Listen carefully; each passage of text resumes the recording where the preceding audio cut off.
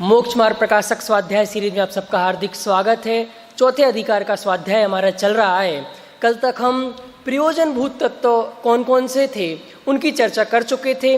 अब एक बहुत महत्वपूर्ण प्रश्न उपस्थित होता है कि सारी की सारी चीज़ें प्रयोजनभूत तत्वों में आ गई थीं, तो आपने अप्रयोजनभूत तत्वों की अलग से चर्चा क्यों की है? तो वो चर्चा क्यों है उसकी बात आप आज यहाँ करेंगे।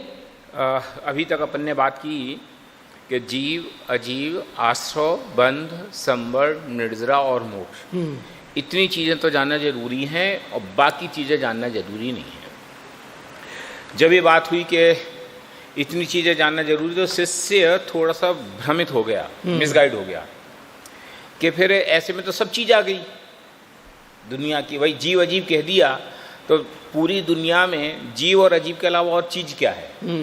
अगर मैं 6 द्रव्यों को 2 द्रव्यों में बांटूं, 2 हिस्सों में, तो जीव एक आत्मा अथवा जीव द्रव्य, हाँ। और बाकी जितने 5 द्रव्य वे अजीव। तो जीव अजीव में सब आ गए। तो आप कह रहे जीव को भी जानना और अजीव को भी जानना। ये प्रश्न की जड़ बता रहा हूँ मैं। हाँ। मैंने ये प्रश्न की जड़ मैं कल भी सोच रहा था कि प्रश्न की जड़ कहाँ हुई कि आश्रव बंध संबंध निजरा से उसको समस्या नहीं थी, क्योंकि आश्रव बंध संबंध निजरा मोक्ष तो लिमिटेड एडिशन है। लेकिन जब आपने कही जीव को जानो और अजीव को जानो, तो उसका कान खड़ा हो गया कि आप कह रहे हो कि जीव और अजीव को जानो और फिर कह रहे बस इतने ही जानो। तो सब तो आ गए, बचा क्या जिसको नहीं जानो? ये उसका प्रश्न है। देखो अब प्रश्न पढ़ता हूं कि जीव अजीव पदार्थ गए, जो बात मैं कह रहा था ना, हाँ। कि पहले जीव अजीव पदार्थ गए, सबसे पहले आपने जीव अजीव की चर्चा की, उसमें तो सब आ गए। हाँ। जीव अजीव को जानो, तो दुनिया में जीव अजीव के अलावा है क्या? सब तो आ गया। तो फिर उनके सिवा अन्य पदार्थ कौन रहे जिन्हें अप्रयोजन भूत कहा? इसका प्रश्न है। अब इसका उत्तर क्या है?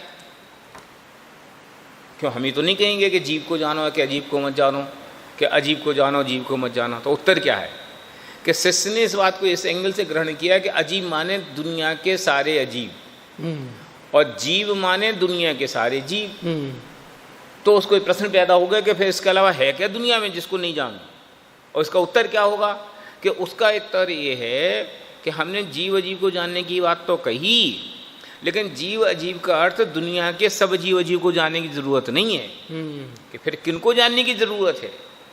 कि उन जीव और उन अजीव को जानना जरूरी है कि जिनसे तुम्हें सुख दुख का संबंध है, और जिन जीव और अजीव से तुम्हारा सुख दुख का संबंध नहीं है उनको जानने की जरूरत नहीं है। हो गया काम, होमवर्क खत्म, उत्तर खत्म। क्यों? अब जिनसे तुम्हारे सुख दुख का संबंध उतने जीव अजीव जानो, बाकी मत जानो। तो अगर मैं इसको परसेंटेज में कहूँ कि 99% जीव अजीव को जानने की बात खत्म हो गई। दुनिया में कितने पदार्थ हैं, हम उन सबको जानने की जरूरत नहीं है। अब हमारी दुनिया कितने में समेट गई? क्या हमारी दुनिया हमारे राग द्वेष रूप संसार तक समेट गई। माने जिन पदार्थों के संबंध से हमें राग द्वेष हो आता है, अथवा जिन पदार्थों के संबंध से हमारे पुण्य पाप का संबंध है, अथवा जिन पदार्थों के संबंध से हमें इष्ट अनिष्ट बुद्धि का संबंध है, उन पदार्थों में भेद ज्ञान चाहिए। और बाकी के भेद ज्ञान की नीड ही नहीं है। नहीं करो, नहीं कह रहा हूँ मैं, ये नहीं कह रहा हूँ उनसे मत, उनसे भी हो गया। जब ये मेरा नहीं है तो फिर रामलाल, श्यामलाल, भोगीलाल, मोगीलाल, मांगीलाल, ये सब वैसे अलग हो गए ना। जब निकट की वस्तु शरीर ही मेरा नहीं है तो फिर अब बाकी सब वस्तुएं तो वैसी पर हो गई। इसलिए उनसे भी भेद ज्ञान हो गया, लेकिन उसका भेद ज्ञान विस्तार पूर्वक करने की जरूरत नहीं है। क्यों? क्योंकि उनके विस्तार से तुम्हें लेने ही देना नहीं है, वो तुम्हारे ज्ञान का गेय ही नहीं है। जब ज्ञान का गेय ही नहीं है तो उसे राग द्वेष का कर्मबंध का संबंध क्या है? ये बात यहाँ कही है। पर प्रेजेंट टाइम में नहीं है, पर फ्यूचर में तो कभी, फॉर एग्जाम्पल आप कह रहे हैं मुझे अमेरिका का वेद विज्ञान की क्या जरूरत है, उससे कोई मतलब नहीं। कल के दिन आप वहाँ गए, उससे मिलना जुलना हुआ तो आपको राग खड़ा हो जाएगा। तो अब इसीलिए पहले से करके रखो ना सबसे। सही कह रहे हो आप। ऐसा है, ऐसी अगर आप कल्पना करोगे तो इसका कोई अंत ही नहीं है। भविष्य की हम क्या गणना करेंगे? हम कोई भी बात करेंगे तो वर्तमान की करेंगे। हमें आज जिनसे संपर्क है हम आज उनका भेद ज्ञान कर लें, तो फिर कल फिर जिनसे संपर्क हो उनका भेद ज्ञान हो जाएगा। उसमें क्या तकलीफ है? हमने आज बारिश हो रही है तो आज के पानी के बचाव के लिए छाता रख लिया कि नहीं साहब ताने रहो, क्यों कल वहाँ गए वो बारिश हो गई तो ये बेवकूफ़ी है, अब कल होगी तो फिर छाता लें, क्यों छाता मिल गया ना हमें, पानी से बचने का रास्ता मिल गया ना। तो अब जब पानी से मिलने का बचने का रास्ता मिल गया तो तान के रखने की क्या ज़रूरत है। और फिर दूसरी बात कि वो भेद ज्ञान जब एक बार हो गया तो फिर जो भी वस्तुएं ज्ञान का ये बनती है वे भेद ज्ञान पूर्वक ही बनती हैं। ऐसा नहीं है कि हमने एक बार यहाँ के राग वस्तुओं से राग द्वेष जिन था उनसे भेद ज्ञान कर लिया, अब कोई नई वस्तु जानूंगा तो उनसे को मैं अज्ञान भाव पूर्वक जानूंगा, क्यों उनमें भी वो जीव का भेद ज्ञान पड़ा ही हुआ है, तो हम उनको भेद ज्ञान सहित ही जानते हैं। सिस्टम एक बार चेंज हो गया तो सब जो भी डलेगा तो वो फिल्टर होकर डलेगा, वैसी सेपरेशन के साथ अपने दिमाग में आएगी, क्योंकि हमारे सॉफ्टवेयर में चेंजेस हो गए कि सॉफ्टवेयर अब 100 पर का यथार्थ निर्णय करके वस्तुओं को ग्रहण करने लग गया, तो कहाँ झगड़ा है। इसलिए उस बात का कोई मतलब नहीं है कि कल अगर हम दूसरी नई वस्तुओं को जानेंगे तो उनका क्या करेंगे, उनको जानेंगे तो उनको भी भेद ज्ञान पूर्वक जानेंगे, और उसके लिए आज उनको जाने और फिर उनका भेद ज्ञान करें, ये समस्या अपने माथे मत रखो कि भैया जानूंगा तो त्याग करूंगा। जो प्रश्न सबसे पहले था ना कि सबको जानो फिर उनका त्याग करो, ये नहीं, इसकी जरूरत नहीं है। तुम्हें तो होमवर्क बहुत लिमिटेड है, कि कितना लिमिटेड है कि जिनके जानने से तुम्हारे राग द्वेष हो आते हैं अथवा जिन वस्तुओं से तुम्हारे सुख दुख का या राग द्वेष का संबंध होता है उनके बीच में भेद ज्ञान कर लो, उनको जान लो, काम खत्म। तो कितने जीव अजीव को जानना जरूरी है? नॉन को जानना जरूरी है, अननोन को जानना जरूरी नहीं है। अब नॉन कितना और अननोन कितना? तो नॉन तो नहीं है 1%, अननोन तो पूरी दुनिया है भाई। मैं अगर हिंदुस्तान अकेला जानता हूँ, अगर मोटी बुद्धि में कहो तो हिंदुस्तान जानता हूँ, तो फिर हिंदुस्तान के अलावा कितने देश हैं उनको नहीं जानता, लेकिन उनको जानने की जरूरत कहाँ आई। ऐसा देखो, अब अपन इसको पहले मैं प्रश्न पढ़ता हूँ और फिर उत्तर भी। यहाँ प्रश्न उठता है कि पहले जीव अजीव पदार्थ कहे, उसमें तो सभी पदार्थ आ गए, उनके सिवा अन्य पदार्थ कौन हैं जिन्हें अप्रयोजन भूत कहा। ठीक है, प्रश्न क्लियर हो गया। अब उत्तर पढ़वा। पदार्थ तो सब जीव अजीव में गर्वित हैं, परंतु उन जीव अजीवों के विशेष बहुत हैं। ठीक है, माने इसका उत्तर सामान्य विशेष से कहा। सामान्य रूप से तो जीव अजीव एक संज्ञा हो गई, लेकिन भेद तो बहुत हैं।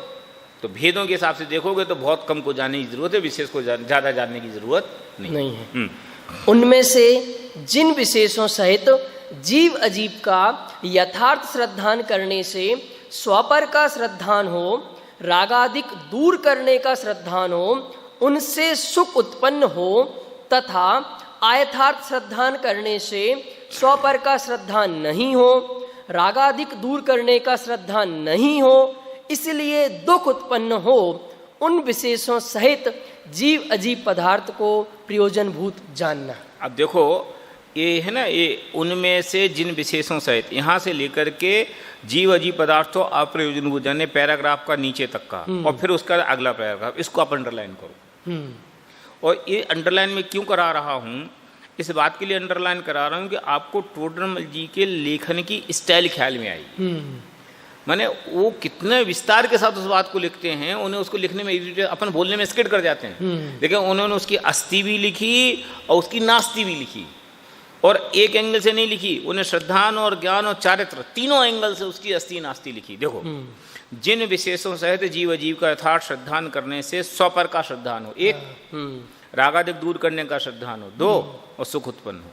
ठीक है, तथा अब ये तो हुई अस्ति, तथा अयथार्थ और श्रद्धान करने से स्वपर का श्रद्धा, उसको ऊपर की लाइन को as it is negative sense से रिपीट, श्रद्धान नहीं हो, रागादिक दूर करने का श्रद्धान नहीं हो, इसलिए दुख उत्पन्न हो, बिल्कुल डिट्टो।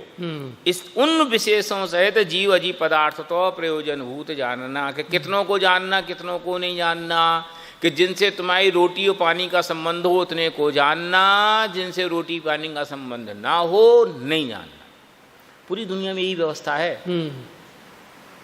हर व्यक्ति को अपना प्रयोजनभूत चीज जानने की दरकार है, और जिससे प्रयोजनभूत वस्तु नहीं है उसको जानो तो शाबाश, और न जानो तो शाबाश। बल्कि मैं कहूँगा कि न जानो तो शाबाश, जान लिया तो कोई बात नहीं। माने वो जान लेना वास्तव में गलती है। क्यों? आप समय खराब कर रहे।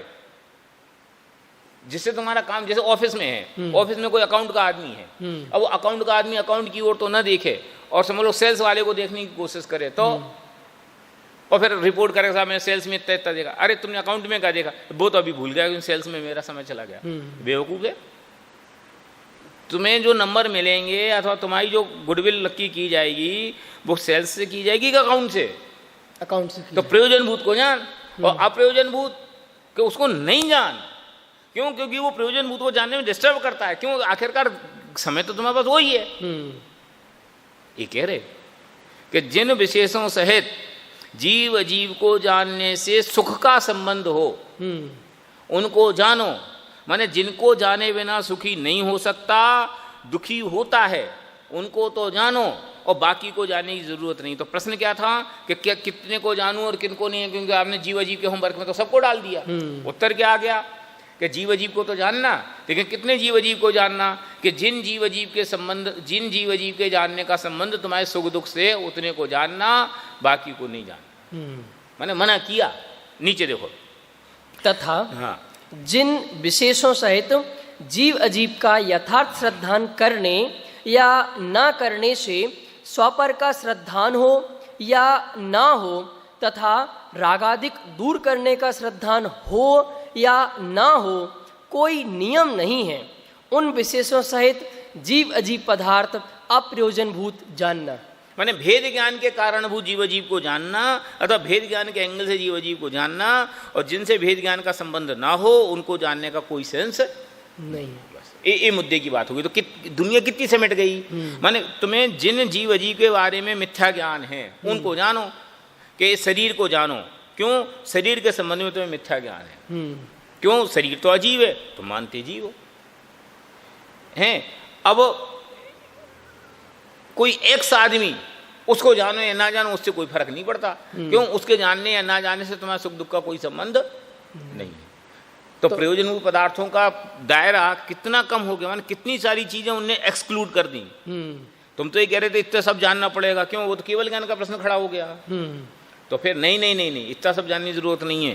केवल उतनी वस्तुएं जानो जिनसे तुम्हारे सुख दुख का संबंध, माने जो तुम्हारे काम के लिए नेसेसरी है उनको जानो, बाकी को न जानो। तो गोमट सार नहीं पढ़े, धवला नहीं पढ़े, करणानियोग बिल्कुल नहीं पढ़े, तो तुम्हें तो जीव अजीव का इतना वही विस्तार है, उससे कुछ मतलब नहीं है। अब मैं जो कहूंगा ना उससे कदाचित कुछ लोग नाराज हो जाएंगे। क्यों? अब मैं अगर इसको, वैसे तो मैं वैसा जवाब देना चाहता था, लेकिन मैं उस जवाब को संभल के देना चाहता हूँ कि बुद्धि एक्स्ट्रा हो तो पढ़ो और ना हो तो ना पढ़ो। क्यों? कि होमवर्क तो इतना है कि मैं हूँ पर नहीं, और पर है मैं नहीं, इतना जान लो। समझ लो शिवभूति मुनि जितना काम हो जाए ना उतना काम फुल स्टॉप। और नहीं तो 9 अंग 11 पूर्व पढ़ लो तो भी काम नहीं होना। जो तुम आपने कही ना कि सर धवला नहीं पढ़ो, मैं ये नहीं कह रहा हूँ कि पढ़ो कि ना पढ़ो, पर मैं ये जरूर कह रहा हूँ कि पहले उसको ये नक्की कर लो कि भेद ज्ञान के लिए सहायक है कि नहीं। देखो जिनवाणी का वाक्य है, जिनवाणी के कथन है, तो क्यों नहीं पढ़ना चाहिए। यही टोडरमल जी ने गोमट सार की सम्यक ज्ञान चंद्रिका की कितनी विस्तृत टीका की, जो अच्छे अच्छों के बस की बात नहीं है, और बे टोडरमल जी लिख रहे। तो फिर हमें कैसे कह सकते कि नहीं पढ़ो, कि प्रयोजनभूत नहीं है। लेकिन जिस आदमी के पास उतनी बुद्धि नहीं हो और वो ये सोच के दुबला हो जाए कि भैया अब मुझे तो गोमट सार समझ में नहीं आता, मैं तो अब सम्यक दर्शन प्राप्त नहीं कर सकूंगा, उससे कहते तू अपने दिमाग ठीक कर ले। को गोमट सार पढ़ो या ना पढ़ो चिंता मत करो, तुम्हें उसका प्रयोजनभूत प्रतिपाद्य भगवान आत्मा समझ में आ गया, काम हो जाएगा। और वो प्रतिपाद्य भगवान आत्मा समझ में ना आए तो काम नहीं हुआ। क्यों? गोमट सार को पढ़ने का प्रयोजन क्या है? मैं कहता हूँ धवला का जो विस्तार है, धवला में जो भी समझ लो कर्मकांड की विषय लिखा हुआ है, उसको जानने का प्रयोजन क्या है? उसका प्रयोजन इतना ही तो है कि जो तुम्हारे पास बुद्धि है वो अप्रयोजनभूत वस्तुओं में ना जाए, इसमें रमे। इसके अलावा बोलो कर्णान्य को पढ़ने का प्रयोजन क्या?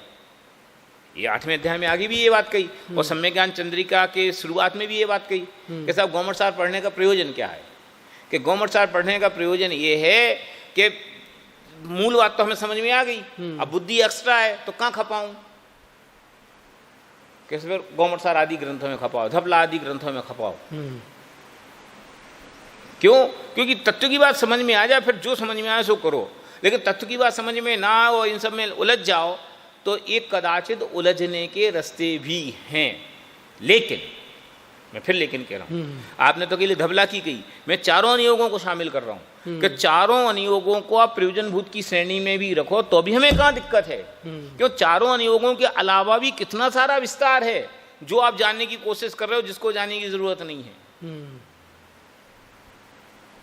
तो पूरे दुनिया में मैनेजमेंट लगा रहा है, वहां तो बुद्धि की कमी नहीं है। तो धर्म की पढ़ने की बात आती तो बुद्धि कम है, बुद्धि कम है, ये नहीं पढ़। उसके निषेध के लिए बात की जा रही है कि आप ये कहते हो ना कि साहब हमें समझ में नहीं आता, तो नहीं आता ना, तो भैया पहले काम की बात समझ लो, और काम की बात समझ में आ जाए तो आगे की सारा विस्तार पढ़ लेना। जैसे कोई विद्यार्थी 9वीं की कक्षा में हो और वो 10वीं की कक्षा का विषय पढ़ना चाहे तो अध्यापक उसको क्या कहता है? यही कहता है ना कि इससे क्या लेना। नहीं नहीं नहीं नहीं नहीं बताओ भैया, पहले तुम 9वीं का विषय पूरा कर ले, 10वीं का विषय तो जब 10वीं में जाओगे तो पढ़ने में आ जाए। लेकिन गुरुजी हमारा तो हो गया तो पढ़ ले। लेकिन वो पढ़ लेगा तो उससे उसको प्रशंसा नहीं मिलेगी, प्रशंसा तो उसको 9वीं का विषय पढ़ेगा तो ही मिलेगी। ऐसे ही प्रयोजन, पहले दिन 9वीं पढ़ रहा था, आज 70 साल का होगा तो भी 9वीं पढ़ रहा है, तो आगे तो बढ़े ना। अब तो उसको आगे नहीं बढ़ाते, पहले दिन भी वही, लास्ट दिन भी वही। नहीं नहीं नहीं, ये ऐसा आपने कैसे कह लिया? पहले दिन भी भगवान आत्मा की बात, अंतिम में विषमय सार, फिर मोक्ष और प्रकाशक, तो कहाँ धवला पे आप पहुंचे? बिल्कुल सही कह रहे हो आप। लेकिन पहले दिन जैसा समय सार पढ़ रहा था, अंतिम दिन वैसा समय सार नहीं पढ़ रहा। अब देखो आपने बात छेड़ दी तो थोड़ा विस्तार हो जाएगा, लेकिन अब मैं कहता हूँ कि पहले दिन वो जो समय सार पढ़ रहा था वो समझने के लिए पढ़ रहा था, और अब जो समय सार पढ़ रहा है वो रमने के लिए पढ़ रहा है। तो समझने के लिए समय सार पढ़ना और रमने के लिए समय सार पढ़ना, ये दोनों जुदी बातें हैं। टोडरमल जी ने कहा ना कि तत्व निर्णय कर, तो पहला जो समय सार पढ़ा जा रहा था वो तत्व निर्णय के लिए पढ़ा जा रहा था। अब तत्व का निर्णय हो गया तो अब क्या करना? रमण। तो अब टोडरमल जी ने कहा तत्व का अभ्यास कर, तत्व विचार कर। तो अब तत्व विचार कैसे करे? कि तत्व विचार भी तो ऐसे ही करेगा कि अहमे को खलु शुद्धो निमो आर नान नमग्गो, इसके अलावा तो और क्या विधि है उसके पास? तो अब तत्व निर्णय तो हो गया, तत्व निर्णय हो गया, जीव जुदा पुद्गल जुदा, यही तत्व को सार, बाकी जो कुछ और है याहू को विस्तारित, तत्व निर्णय हो गया। अब तत्व निर्णय के बाद अब जब तक समझ लो उसका संसार है, जब तक उसको क्या करना है, इसको समझ लो मोक्ष प्राप्ति के नाम से टोडरमल जी ने, मैं इसको सम्यक दर्शन के एंगल से भी कहूँ कि हमने एक बार तत्व का निर्णय कर लिया, तो अब तत्व के निर्णय के बाद क्या करना है कि अब तो वो जो होना है वो अपने आप ऑटोमेटिक प्रक्रिया में होगा। लेकिन जब तक वो ऑटोमेटिक प्रक्रिया नहीं आएगी तो वो ऑटोमेटिक प्रक्रिया कायमे से आएगी। वो प्रायोगिक लब्धि के परिणाम, वो देशना लब्धि के परिणाम वे काय से जनरेट होंगे कि वे लगातार इसमें लगे रहने से होंगे, वे इसके घोलन से होंगे, इसके अनुशीलन से होंगे। इसलिए बता देंगे ना, समय सार में ही चित्त लगा रहे, समय सार के अनुशीलन से ही समझ लो जो भी होगा वो मुक्ति का मार्ग उससे ही निकलेगा। समझ लो आत्मार्थी मुनिराज जो जंगल में निरंतर ज्ञान ध्यान में लीन है, वे क्या करते हैं? भी तो निरंतर यही करते हैं। तो फिर आप कह दोगे साहब पहले दिन भी नौमी और अंतिम दिन भी नौमी। अरे पहले दिन अंतिम दिन का ये तो दिन दिन पल पल नौमी नौमी है, और यही नौमी और यही पूरी है। इसलिए इसको नौमी और पूरी के एंगल से नहीं देखना चाहिए, क्योंकि कर्तव्य ये है, करने योग्य कार्य एक यही है। इसलिए करने योग्य कार्य में ये नहीं देखा जाता कि रोज ये काम क्यों किया जा रहा है। जैसे आप पूड़ी पकवान खाते हो कभी एक आध दिन, और रोटी डेली, रोटी रोज खाते समय आप कहते हो कि आज भी रोटी, ऐसा कहते हो? नहीं, कोई को प्रश्न नहीं आता। लेकिन 3 दिन पूड़ी खाओ तो चौथे दिन फिर आप क्या कहोगे? क्या बात है, आज भी पूड़ी? उगता जाते हो। क्यों? वो प्रयोजनभूत नहीं, वो सिलेबस नहीं है, वो अकेजनल है। तो अकेजनल वस्तु कभी कभी की जाती है तो अच्छी लगती है, रोज हो तो बर्दाश्त नहीं होती। लेकिन जो रोज ही होनी है उसमें ये प्रश्न नहीं होता कि साहब आज भी तुम रोज रोटी खाते हो, तुम्हें ये प्रश्न होता है कि सवेरे भी तो रोटी खाई थी, शाम को भी रोटी, फिर अगले दिन भी रोटी, फिर उसके अगले दिन भी रोटी। साल भर 365 दिन रोटी खाते हो, पूरी तो कितने दिन खाते हो? तो पूरी जिस दिन खाते हो उस दिन तो प्रश्न होता है, लेकिन रोटी रोज खाते हो कभी प्रश्न नहीं होता कि क्यों? क्योंकि रोज का विषय है, नित्य कर्म है। ऐसे ही मैं आत्मा हूं, ये अनुभूति नित्य कर्म है, इसलिए उसमें ये प्रश्न नहीं खड़ा होता कि साहब यही वास्ते रहे, यही वास्ते रहे। अरे यही वास्ते रहे, इसके अलावा कुछ वांचने की जरूरत नहीं है, ये कह रहे।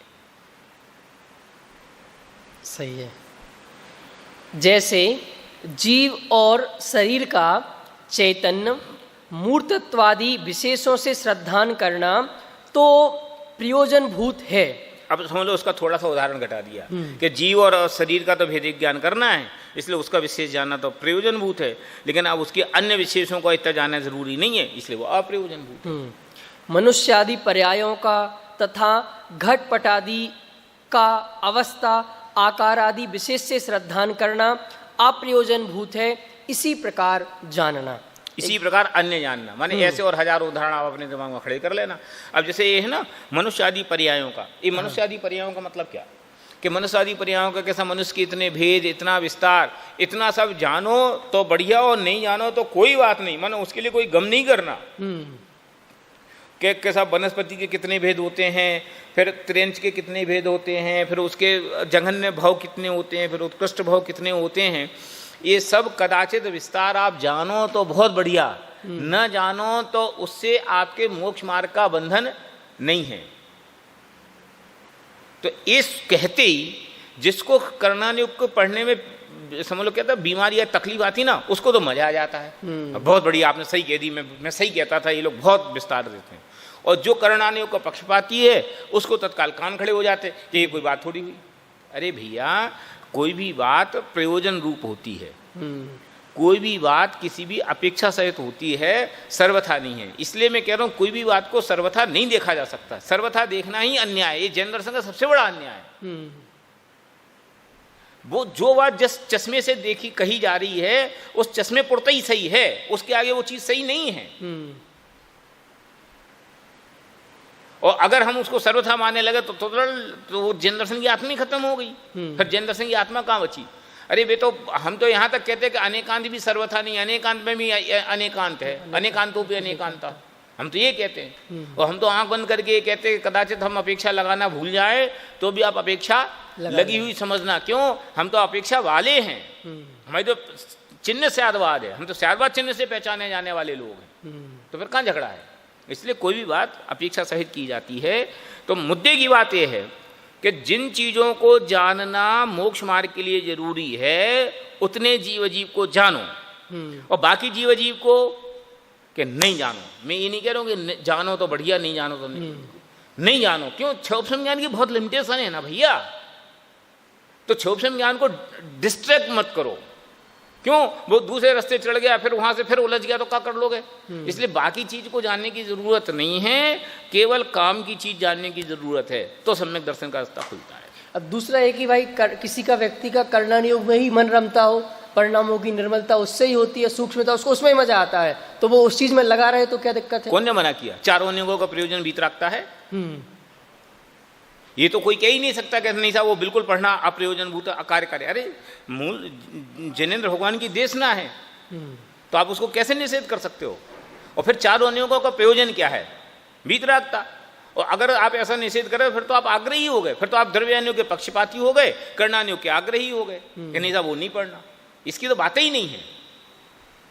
तो फिर बात सिर्फ इतनी है कि उसमें से भी पढ़ करके अपनी काम की चीज निकाल ले। इतनी सी बात है कि समय सार से मैं आत्मा हूं इस बात को ज्यादा आसानी से निकाला जा सकता है, और शेष तीन अनुयोगों से मैं आत्मा हूं इस बात को निकालने के लिए पुरुषार्थ चाहिए।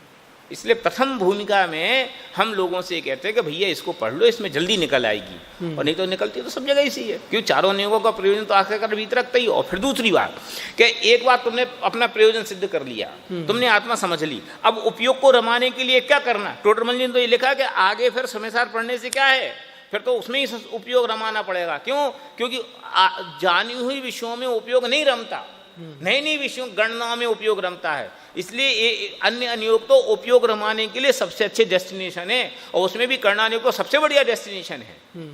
क्यों? उसका विषय तो बहुत अच्छा है, तो रमाओ, रमाने के लिए कौन मना करता है? पर पहले यहाँ से काम कर लो, काम कर लो, फिर कहीं भी जाओ, कोई दिक्कत नहीं। सब इसका क्या मतलब है कि अमूर्तत्वादि विशेषों से श्रद्धान करना ही तो प्रयोजनभूत है, और मूर्तत्वादि मूर्तत्वादि जीव और शरीर का चैतन्य मूर्तत्वादि विशेषों से श्रद्धान करना। जीव का चैतन्य से शरीर का मूर्तत्व विशेष, विशेष माने भेद से पहचानना लक्षणों के मैं कौन? कि मैं जीव। तो जीव माने ये पीयूष, इसका नाम जीव? कि नहीं, पीयूष तो दो चीज़ों की मिक्सचर अवस्था का नाम है कि क्या कि एक तो इसमें असंख्यात प्रदेशी आत्मा है जो ज्ञानादि गुणों का धारी है, दूसरा इसमें ये मूर्तत्वादि रूप पुद्गल है, और इन दोनों की असमान जाति रूप अवस्था, इसका नाम पीयूष। तो इसमें से ये पुद्गल में नहीं हूँ, ये मूर्तिक है, ये मेरे से भिन्न जाति का है, इसका लक्षण जुदा है, और ये मैं हूँ, ये मेरा लक्षण है, ज्ञान मेरा स्वरूप है। तो जहाँ जहाँ ज्ञान है वहाँ वहाँ मैं हूँ, जहाँ जहाँ ज्ञान नहीं वहाँ वहाँ मैं नहीं। इस प्रकार जीव का चैतन्य और शरीर का मूर्तत्व आदि विशेषों से श्रद्धान करना, किन को जानना चाहिए, जीव अजीव को इसलिए पहचानना क्यों, जीव अजीव की मिश्रित पर्याय का नाम मैं हूँ, असमान जाति पर्याय का नाम मैं हूँ। तो असमान जाति पर्याय में ये निर्णय करना कि कौन पुद्गल है और कौन जीव है। तो पुद्गल का लक्षण पुद्गल में, जीव का लक्षण जीव में, इसलिए इससे श्रद्धान करना तो प्रयोजनभूत है। हाँ। और मनुष्य आदि पर्यायों का अब जो इसकी समझ लो जीव की ढेरों पर्याय हैं, उनकी और पर्याय हैं, चार गति की जैसी पर्याय विस्तार है, वो जानो तो स्यावास, न जानो तो कोई बात नहीं। और घटपाट आदि का अवस्थाओं का, घटपट आदि मतलब पुद्गल की नाना प्रकार की पर्यायों का वर्णन है ना, का अवस्था आकार विशेष से श्रद्धान करना अप्रयोजनभूत है। देखो इसमें से ये ध्वनि निकल रही कि अप्रयोजनभूत है माने नहीं जानो तो अच्छा है। यद्यपि हम सॉफ्ट होकर के कह देते कि पहले वो जान लो फिर ये जान लो, टोटल जी तो कह रहे हैं उनको जानने की क्या जरूरत है, उपयोग को खराब क्यों कर रहे हो। लेकिन मैं फिर कहता हूँ जब हम ये बात कहते हो तो हमारा उपयोग अनियोगों पे आके ठहर जाता है। मैं कह रहा हूँ अदर देन अनियोग भी तो कितने सारा गे है। मैं एक बार चार अनियोगों को प्रयोजनभूत में रख भी लो तो क्या बिगड़ जाएगा। चार अनियोग के अलावा भी तो दुनिया में कितने सारे गे पदार्थ हैं जिनको हमें नहीं जानने की जरूरत है। तो इसके ऐसे हिस्से कर लो कि जो जिनवाणी में चार अनियोग के रूप से कथन है वो प्रयोजनभूत, बाकी अप्रयोजनभूत। फिर अब जो चार अनियोग हैं उसमें भी जो समझ लो समय सार का मूल प्रतिपाद आत्मा है वो प्रयोजनभूत और बाकी अप्रयोजन। तो सबकी प्रयोजनभूत अप्रयोजनभूत की विवक्षा बदल गई और उनका वजन बदल गया, इसलिए वो बात अपेक्षा से सब चलती। जैसे में जो प्रकरण चल रहा है, श्रद्धान का प्रकरण चल रहा है, अगर हम उससे इस विषय को जोड़ें कि आप दुनिया को जानने का निषेध क्यों कर रहे हैं। हम जाने पर हम गलत श्रद्धा नहीं करें तो जानने दो दुनियादारी को, आपको इसमें क्या दिक्कत है। हम हर चीज को जाने पर उसको अपना नहीं माने, उसमें अपनापन नहीं करें, उसमें श्रद्धा नहीं करें, उसको भिन्न जानते रहें, तो आपको इसमें क्या दिक्कत है। सही बात। अप्रयोजनभूत को समस्या क्या है कि हम जब छोटे से बच्चे को बाजार लेके जाते हैं ना तो घर में मैं उसे 1000 बार प्रॉमिस करवा लेता हूँ कि तू किसी दुकान के सामने झगड़ना नहीं, पसरना नहीं, खिलौने के लिए जिद मत करना, एक खिलौना दिलाऊंगा दूसरे के लिए डिमांड मत करना, टॉफ़ी की दुकान पे जाना तो एक टॉफ़ी मिलेगी दूसरी टॉफ़ी के लिए, तो मैं 1000 बार प्रॉमिस करवा लो। वो 1000 बार प्रॉमिस कर देगा हाँ बिल्कुल नहीं करूँगा, बिल्कुल नहीं करूँगा, बिल्कुल नहीं करूँगा, और फिर दुकान पर जाके पसर जाता है। समझ में आई आपको मेरा जवाब कि समस्या क्या है। समस्या वो बाल मन है कि वो घर में बाजार जाने के लिए आप उसको जो शर्तें कहो वो सब मान जाएगा, लेकिन जैसे ही उसको वो टॉफी की दुकान दिखती है तो उसका मन मचले बिना रहता नहीं। जब खिलौने की दुकान दिखती है तो खिलौनों से उसका पेट भरता नहीं, इसका नाम बचपन है। नहीं तो बचपना काय बात का नाम है। ऐसी छद्मस्त दशा, अज्ञानी या छद्मस्त का ये नेचर है कि कोई वस्तु को जानेगा तो उसमें राग द्वेष किए बिना मानेगा नहीं। तो जानने की तो वास्तव में समस्या ही नहीं थी। तुम तो लोका लोक को जानो ना, कौन मना कर रहा है, केवली तो जानते ही जानते हैं। तो जानने की तो समस्या ही नहीं थी। जानने का निषेध क्यों खड़ा हो गया कि जानने का निषेध इसलिए खड़ा हो गया कि तू अकेला जानता नहीं है, तू जानने के साथ साथ उसमें राग द्वेष किए बिना रहता नहीं है। तो हमें मना तो करना है राग द्वेष की, लेकिन मजबूरी मेरी ये है कि वो राग द्वेष को अकेला अलग नहीं देखता है, इसलिए हम वो जानने की खिड़की भी बंद करते हैं कि तू जान ही मत, नहीं जानेगा तो राग द्वेष का काम ही खड़ा नहीं। हमें बच्चे को बाजार ले जाने से तकलीफ नहीं है, लेकिन वो बाजार जाएगा और फैले बिना रहेगा नहीं, इसलिए हम कहते हैं तू बेटा बाजार ही मत जा, घर में बैठ।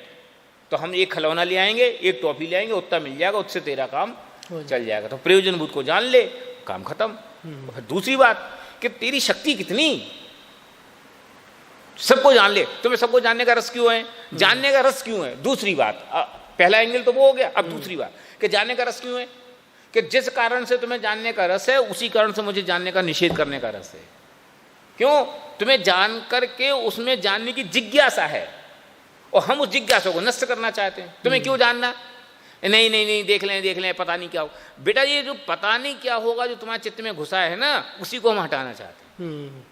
तो जिस कारण से तुम जानना चाहते हो उसी कारण से हम ये कहना चाहते हैं कि मत जानो। निषेध यहाँ जानने का नहीं है, निषेध राग द्वेष का है। जान करके उसमें एकत्व ममत्व कर्तृत्व भोक्तृत्व का निषेध है वास्तव में तो। इसलिए उसकी चर्चा की गई। दो बात। तीसरी बात यहाँ ये कही जा रही है कि यहाँ जाने नो ना जाने से कोई सेंस ही नहीं है। यहाँ तो ये कहा जा रहा है मोक्ष मार्ग को प्रकट करने के लिए किसको जानना जरूरी है और किसको जानना जरूरी नहीं है, ये बताओ। तो हम ये बता रहे कि केवल जिनसे तुम्हारे भेद ज्ञान का संबंध हो ऐसे जीव अजीव को जानना जरूरी है, बाकी का जानना जरूरी नहीं। उपसंहार तो ये है।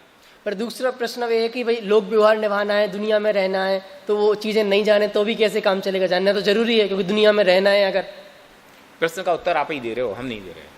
भाई आप ही कह रहे हो कि दुनिया में रहना है तो दुनिया का व्यवहार निभाना पड़ेगा, ठीक बात है। तो जिनको दुनिया में रहना वे दुनिया का व्यवहार निभाएं। चर्चा तो अपन मोक्ष मार्ग की कर रहे।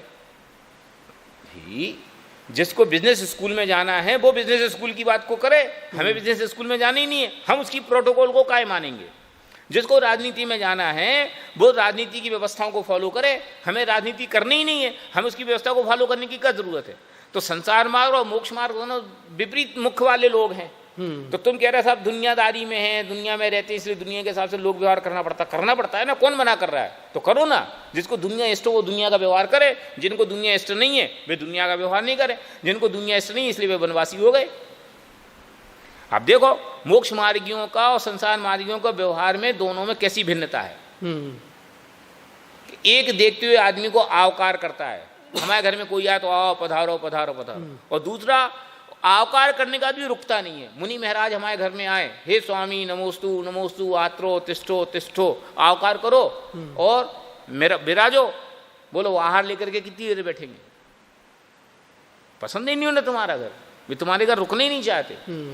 एक को जंगल में रहना बर्दाश्त नहीं और एक को शहर में रहना बर्दाश्त। तो दोनों की प्रवृत्ति जुदी जुदी है। एक को शरीर का अलंकार चाहिए, एक को शरीर का अलंकार नहीं चाहिए। एक को लोगों की संगति चाहिए, एक को लोगों की संगति नहीं चाहिए। तो आपके पास आप ही ने प्रश्न किया, आप ही ने उसका उत्तर दिया, मैंने क्या कहा। इस प्रकार कहे गए प्रयोजनभूत जीवादिक तत्व उनके अयथार्थ श्रद्धान का नाम मिथ्या दर्शन जानना। अब इसको आप अंडरलाइन कर लो कि मिथ्या दर्शन किसका नाम? कि प्रयोजनभूत तत्वों के संदर्भ में अयथार्थ श्रद्धान का नाम मिथ्या दर्शन जानना। प्रयोजनभूत तत्व माने कौन? जीवादि सात तत्व के संदर्भ में अयथार्थ श्रद्धान। अयथार्थ श्रद्धान माने क्या? कि जो वस्तु जैसी नहीं है उसको वैसा मानना। तो जीव कैसा है? ज्ञान रूप चैतन्य, और उसको क्या मानना? बेरूप सुभग मूरख प्रवीण, मैं सुखी दुखी, मैं रंग राव, मेरे धन ग्रह गोधन प्रभाव। ये क्या हुआ? ये अयथार्थ श्रद्धान हुआ। जैसा है वैसा नहीं माना, जैसा माना वैसा है नहीं। ऐसी आश्रव तत्व के संदर्भ में, ऐसी बंध माने सात तत्व के संदर्भ में, वो छैठाले की पंक्तियां बहुत सरल है, आपको फटाक से याद हो जाएंगी। कि अयथार्थ श्रद्धान का नाम मिथ्या दर्शन है। किसके संदर्भ में? कि सात तत्व प्रयोजनभूत के संदर्भ में। तो प्रयोजनभूत कौन? कि सुख के कारण, दुख के कारण। इन वस्तुओं के संदर्भ में जो हमारी मिसकम्युनिकेशन है अथवा जो हमारी गलत इंटरप्रिटेशन है उसका ही नाम मिथ्या दर्शन जानना। बस इतना सा उपसंहार है, बहुत बड़ी बात नहीं है। अब इस सम्यक दर्शन के लिए क्या करें? कि अभी तक काला चश्मा पहन रखा था तो सारी दुनिया काली काली काली काली दिख रही थी। अब दुनिया को सफेद देखना हो तो क्या करें? काला चश्मा होता है, दुनिया को पुतवाओ सफेद सफेद सफेद सफेद, कि ये हटा दो। उपाय क्या है? सफेद दुनिया को पुताऊं कि चश्मा बदल दूं? सही चश्मा पहन लो। इसका नाम सम्यक दर्शन। मोक्ष मार्ग में इतनी मधुर बात है, इतनी बढ़िया बात। मैंने इसको कहते कई बार हमें ऐसा रोमांच होता है कि मोक्ष मार्ग है किसका नाम? कि संसार मार्ग और मोक्ष मार्ग दृष्टि का नाम है। उल्टी दृष्टि संसार मार्ग और सुलटी दृष्टि मोक्ष मार्ग। वस्तु में तो कहीं कोई परिवर्तन होने ही नहीं है, हुआ ही नहीं है, वस्तु तो वस्तु जैसी है। उस वस्तु को आपने मैं करता हूँ इस रूप से देखा, ये संसार मार्ग है, और सब कोई किसी का करता नहीं है, सब अपने आप चलने वाला है, ये देखा, ये मोक्ष मार्ग। इतनी सी बात। इस प्रकार अप्रयोजनभूत पदार्थों की चर्चा आज हमने की, और अब इनके माध्यम से जो अयथार्थ श्रद्धान होता है उससे मिथ्या दर्शन कहा, और मिथ्या दर्शन की कैसी प्रवृत्ति होती है जो जानना बहुत ज़्यादा जरूरी है, उसकी चर्चा हम अपनी अगली क्लास में करेंगे। तब तक के लिए सभी को सादर जय जिनेंद्र।